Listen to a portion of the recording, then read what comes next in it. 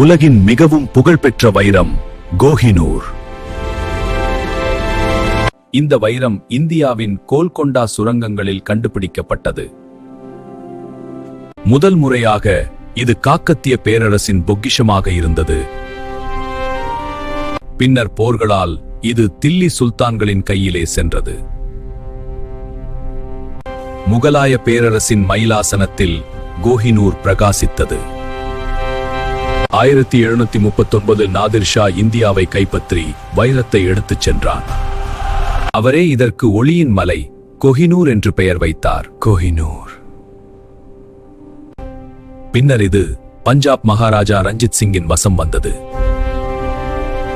1400 Punjab British ஆட்சிக்கு சென்றபோது கோஹினூர் கைமாறியது.